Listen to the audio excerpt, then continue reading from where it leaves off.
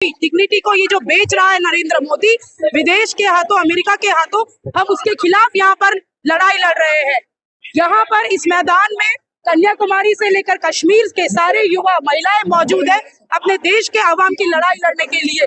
PM विदेशों के दौरे करता है और हम लोग यहाँ पर भूख से मरे, हमारी एलपीजी खत्म होगी, इसका जवाब कौन दे? मैं आप सारे मीडिया के साथियों से गुजारिश करना चाहती हूँ कि हमारी आवाज आप पहुंचाए देशवासियों तक और ये गूंगी बहरी सरकार तक, ताकि इनको समझ में आए कि देश की जरूरत, देश सिर्फ अडानी और अंबानी नहीं, हम युवा है, हम किसान है, हम बेरोजगार जनता है इस देश की। लेकिन वो कह रहे हैं स्टेट डील से किसान मजबूत होंगे, भारत देश मजबूत होगा। कैसे मजबूत होगा भाई? आप यहाँ का अन्न विदेशों में बेचोगे, हम क्या हवा से अपनी पेट भरेंगे? हम तो यहाँ पर भैया खा ही नहीं पाएंगे जब विदेशों में आप हमारे यहाँ का अनाज बेचोगे। और आप विदेशों के जो बड़े बड़े ब्रांड्स को यहाँ पे सपोर्ट करोगे, हमारे छोटे किसानों का, छोटे व्यापारियों का कपड़ा कौन खरीदेगा? आप बताइए। आपने एलपीजी की बात की, नरेंद्र मोदी कह रहे हैं पैसे फैला रहे हैं, सब ठीक ठाक है। कैसे ठीक ठाक है? आप खुद बताइए। छोटे छोटे व्यापार ठप हो गए। हम अभी यहाँ पर आने के बाद जिस होटल में रुका है वो इंडक्शन पर खाना बना के दे रहा है, हमको रोटियां नसीब नहीं है। हम आपके दिल्ली शहर में बैठ के दावे से कह सकते हैं कि हम चावल खाकर रात गुजार रहे हैं। यहाँ पे फ्लैट में भी 4000 देश की राजधानी दिल्ली में आप जाइए, छोटे छोटे नुक्कड़ पर, चौपाटी पर, इंडक्शन के अलावा यहाँ पर एलपीजी आपको कहीं नहीं मिलेंगी। पकौड़ा बना के रोजगार मिलेगा। सरकार को लगता है कि अडानी और अंबानी को बड़े बड़े व्यापार दे दो और इस देश को विश्व गुरु बना दो। तो भैया नरेंद्र मोदी जी, आप समझ लीजिए, ये अडानी और अंबानी सरकार नहीं है और आप देश नहीं हो, देश हम है। हमारी समान महिलाएं हैं, युवा है और ये बेरोजगार पीड़ित हमारे जितने भी पिछड़े दलित भाई बहन है, वो ये देश है।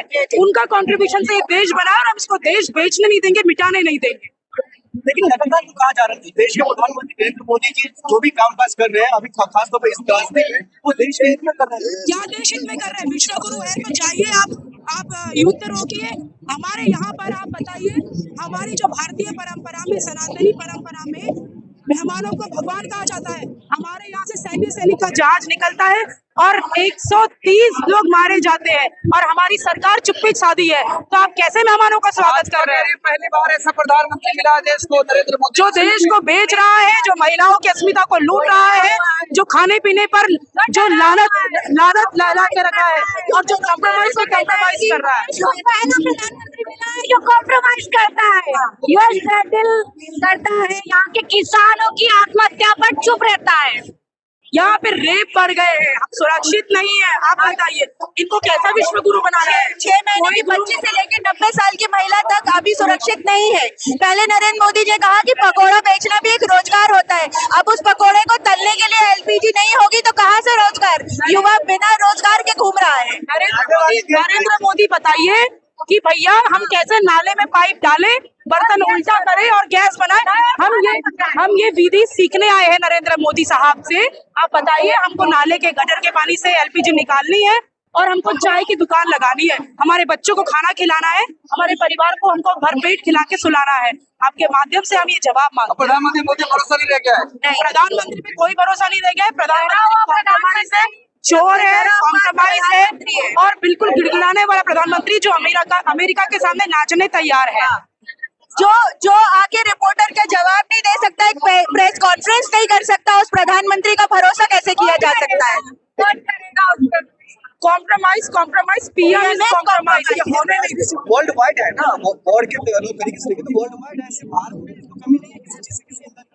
लेकिन हमारा जवाब तो मोदी जी से है। आपने जिम्मेदारी ली थी देश की। हम क्या ट्रम्प से पूछेंगे? ट्रम्प से पूछे हम सिलेंडर के लिए कि मोदी से पूछे? मोदी को तो टैक्स दे रहे हैं।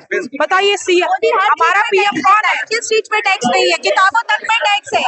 लेकिन लगातार एक तरफा कहा जा रहा है भारतीय जनता पार्टी को, कई कह रहे हैं देश हित में मुस्लिम बर्दाश्त कीजिए, सब कुछ ठीक हो जाएगा। कैसे बर्दाश्त? 12 सालों से जंगें बर्दाश्त नहीं कर रही है। पेट कैसे बर्दाश्त करें? भूखे पेट कैसे बर्दाश्त करें? आप ये बताइए। आज सवाल जो है हमारी भूख पे आ गया है, आज सवाल जो है हमारी रसोई पे आ गया है। हम गांधी के वंशज है, गोडसे के वंशज नहीं है।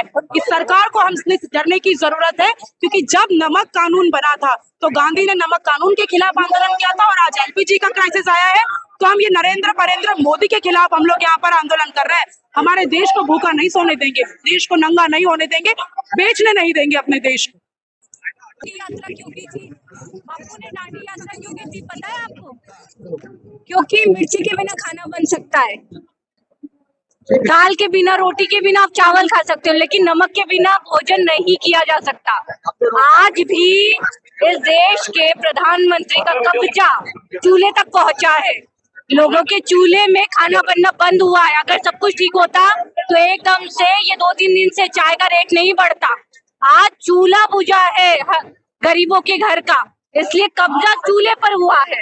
तो कॉम्प्रोमाइज यही होता है कि डर यही होता है, भरोसा नहीं है अब, बिल्कुल नहीं है। वो 56 इंच का सीना किसी